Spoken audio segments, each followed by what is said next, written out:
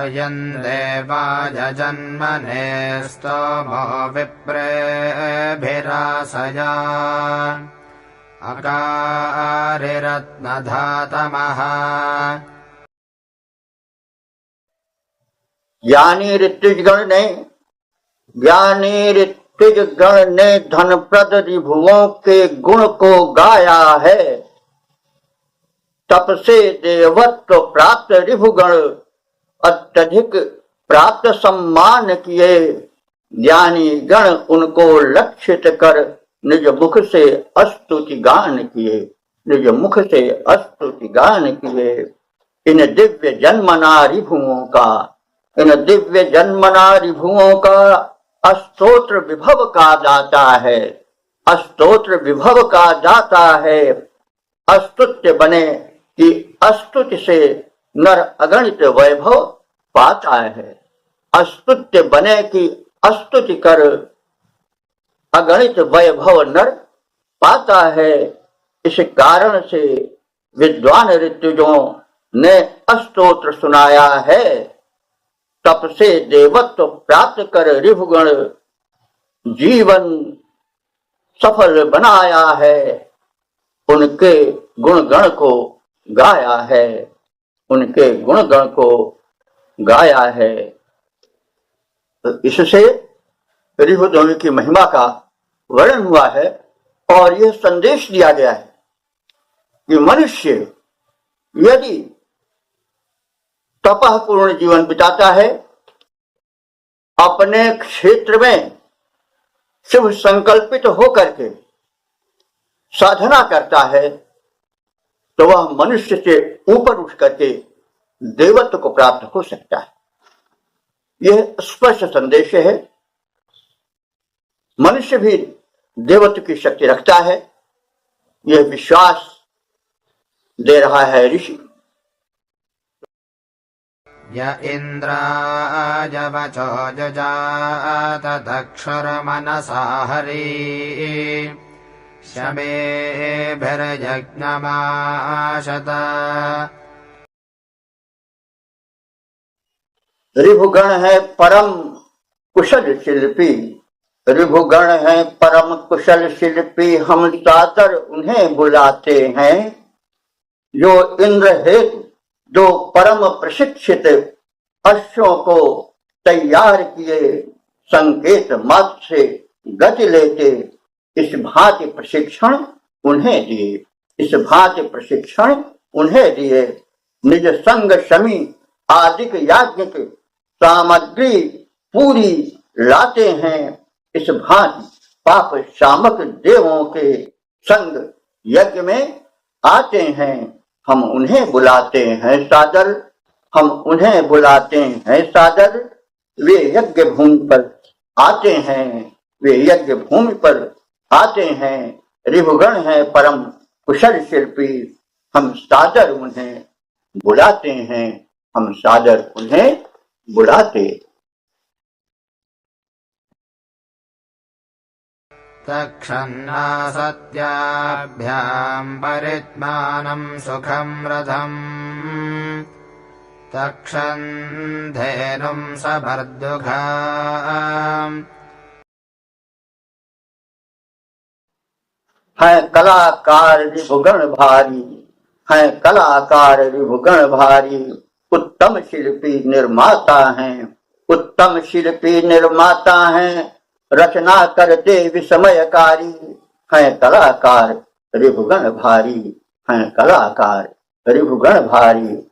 अश्विनी कुमारों के हित में, अश्विनी कुमारों के हित में उत्तम रथ का निर्माण किया, उत्तम रथ का निर्माण किया। उत्तम गति, उत्तम सुख सुविधा से पूरित उनका यान किया, परिपूरित उनका यान किया। जिन गायों में था दुग्ध नहीं, उनके स्तन में दुग्ध किया। उन बंध्या गायों को रिभुओं ने पूर्ण दुधारू बना दिया, पूर्ण दुधारू बना दिया। ऐसे दुर्लभ निर्माताओं का राष्ट्र रहेगा आभारी, ऐसे दुर्लभ निर्माताओं का राष्ट्र रहेगा आभारी। यह राष्ट्र रहेगा आभारी। हैं कलाकार रिपुगण भारी, हैं कलाकार रिपुगण भारी। युवाना पितरा पुनः सत्यमन्त्रारुजो जवाः ऋभवो विष्ट्यक्रता। रिभुगण में है गुण गण अपार, रिभुगण में है गुण गण अपार। उनमें है सत्य विचार सबल, उनमें है सत्य विचार सबल। उनका है सहज स्वभाव सरल, अद्भुत विद्याओं का प्रसार। रिभुगण में है गुण गण अपार, रिभुगण में है गुण गण अपार। वे सभी दिशा में जाते हैं, वे सभी दिशा में जाते हैं। वृद्धों को युवा बनाते हैं, निज जनक जननी को युवा बना, निज जनक जननी को युवा बना। दिखलाया अपना चमत्कार, दिखलाया अपना चमत्कार। निज जनक जननी को युवा बना, दिखलाया अपना चमत्कार। रिभुओं में है गुणगण अपार, उनको प्रणाम है बार बार, उनको प्रणाम है बार बार। सम्भो मदासो अक्मतेन्द्रेण च मरुत्वता आदित्येभिश्च राजभिः।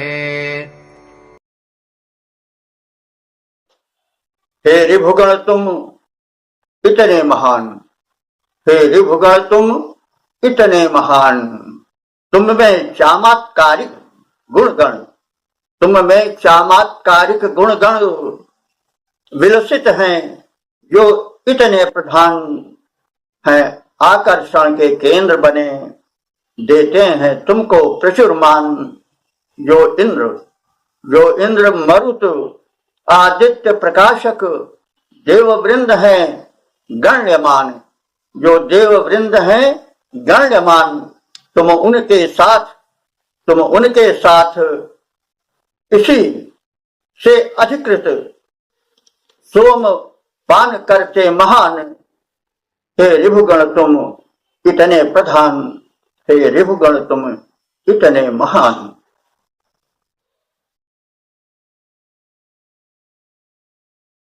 उतत्यञ्जमसन्नबन्ध्वष्टर्देवस्य निष्कृतम् अकर्त चतुरः पुनः।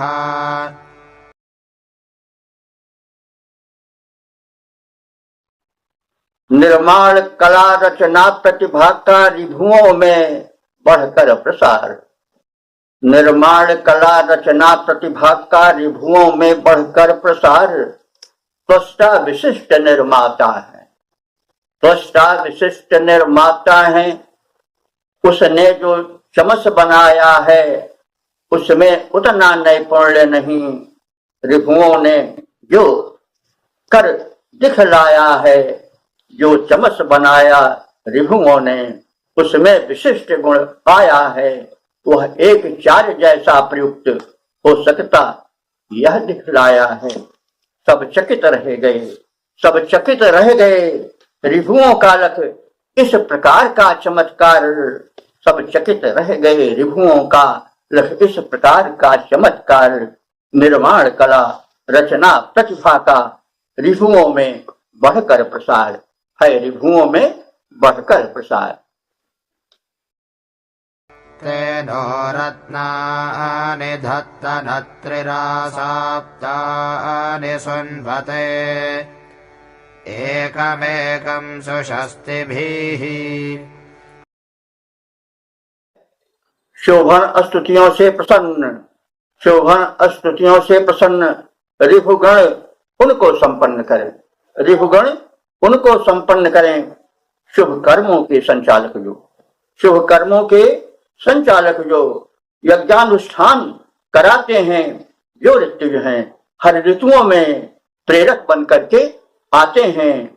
सत्कर्म कराने वाले उनमें से प्रत्येक पुरोधा को, जो कर्म क्षेत्र में आगे हैं, उन धर्म क्षेत्र के योद्धा को बहुविध रत्नों द्वारा भगवान कृपया उन सबके भवन भरें, बहुविध रत्नों के द्वारा भगवान कृपया उन सबके भवन भरे शोभन स्तुतियों से प्रसन्न रिभुगण उनको संपन्न करें, रिभुगण सबको संपन्न करें। अधारयन्त वह्नयो भजन्त सुकृत्यजा भगन् देवेषु जग्निजम्।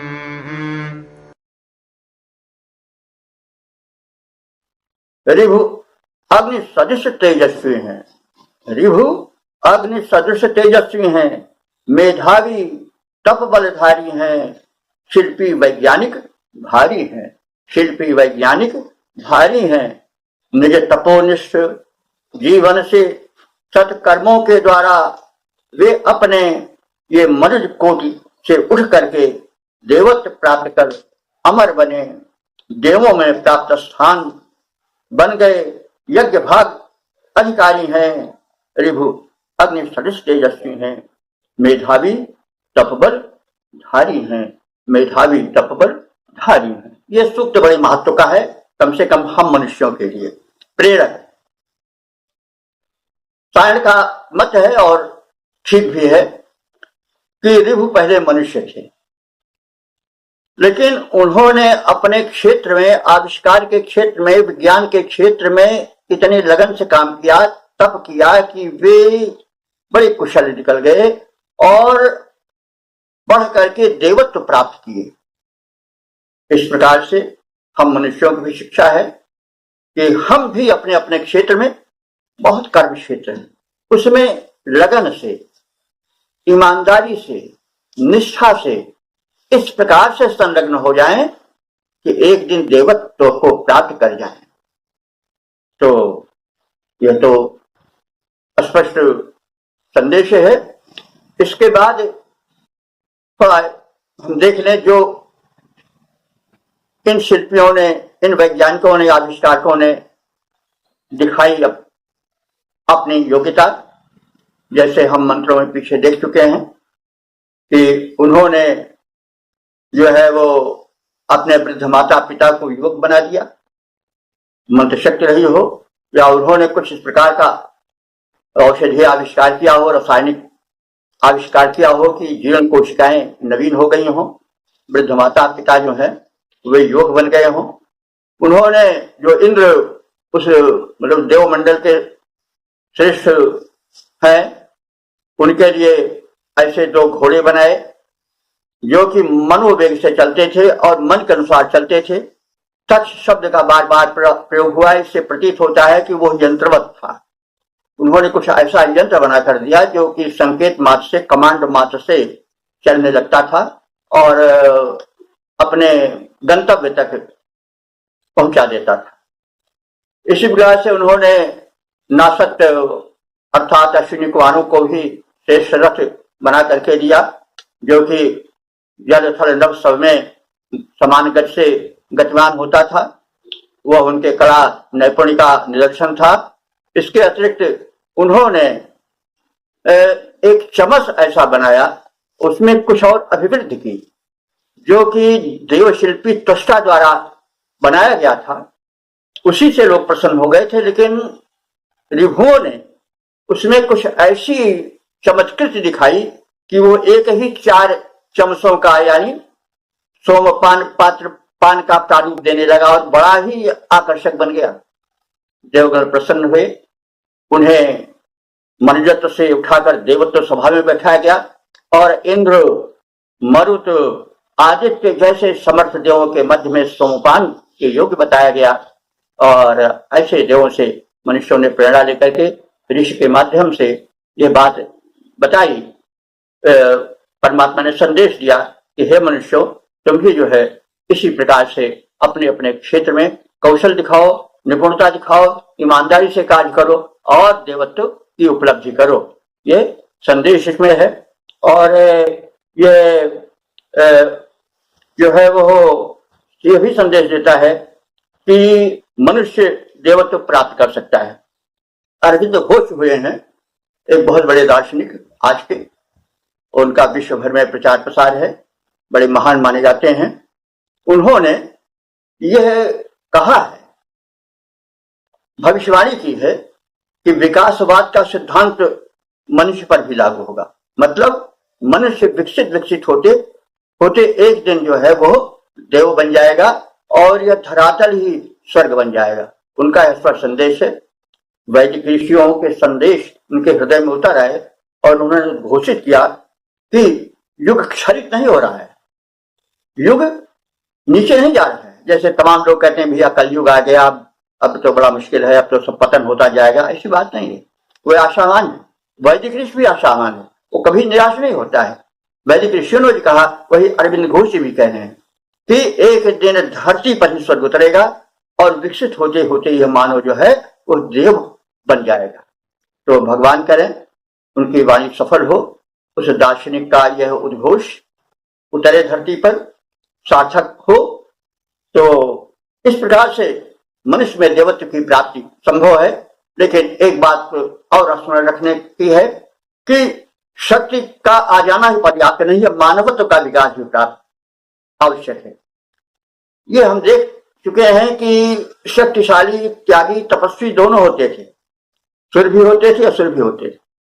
लेकिन दृष्टिकोण में अंतर था कि असुर जो है वो संघारक विचार से युक्त थे, वे जो थे वो नकारात्मक विचारों से युक्त थे। इसलिए उनकी जो तपस्या, उनका जो शक्त्यार्जन है वो लोक पीड़क बनकर के आया, इसीलिए वे निंदित हुए। यद्यप रक्ष से राक्षस होना रक्ष धातु है, पहले वो रक्षा करने में रहते होंगे लेकिन आगे बिगड़ भी जाता है तो राक्षस कहलाएंगे। तो इस प्रकार से जो शक्तियां तप द्वारा अर्जित की जाएं वे आसुरी न बने, वे सकारात्मक रुख लिए हुए सूरी हों, यानी श्रेष्ठ हों। वे क्या कमी तुम्हें है त्रिभुवन में, यदि बने रह सको तुम मानो। बस विज्ञान ज्ञान का अन्वेषण, सब एक एक सब में प्रकाश। क्या कमी तुम्हें है त्रिभुवन में, यदि बने रह सको तुम मानो। पंत जी की ये पंक्तियां हैं। तो यदि मनुष्य मनुष्य बना रह जाए तो उसे उस परम शक्ति ने इतनी मेधा दी है, इतनी शक्ति दी है कि वह देव बन सकता है शक्ति अर्जन करके। लेकिन बस ये हमेशा ध्यान रहे कि वो शक्ति आसुरी शक्ति न बने। जैसे आजकल हम कभी कभी देख करके चिंतित हो जाते हैं कि इतनी मिसाइलें, इतने बम बन रहे हैं, ऐसा न हो एक दिन ये भूतल को भी नष्ट कर दें, ब्रह्मांड जैसे पृथ्वी मंडल को ही उड़ा दें। तो ऐसा न होने पावे। वे शक्तियां जो हैं वो सकारात्मक हों और मानवता के हित में लगें, इस बात का संदेश इसमें गूढ़ है। और यही हम लोग भी चाहते हैं कि वेद का मंगलमय स्वरूप उद्भाषित हो, समस्त श्रोता पाठक उससे प्रभावित हो और वेद मंत्र में जो लोक पक्ष कल्याण है, जो मानव उत्थान है, जो धरती को स्वर्ग बनाने के संदेश हैं, वे जो है साकार हों और हमारे विचारकों, वैज्ञानिकों और दार्शनिकों की उपलब्धियां, उनके जो विचार हैं वो साकार होकर धरा को स्वर्ग बनावें। इस भावना के साथ इस सूक्त का समापन हो रहा है।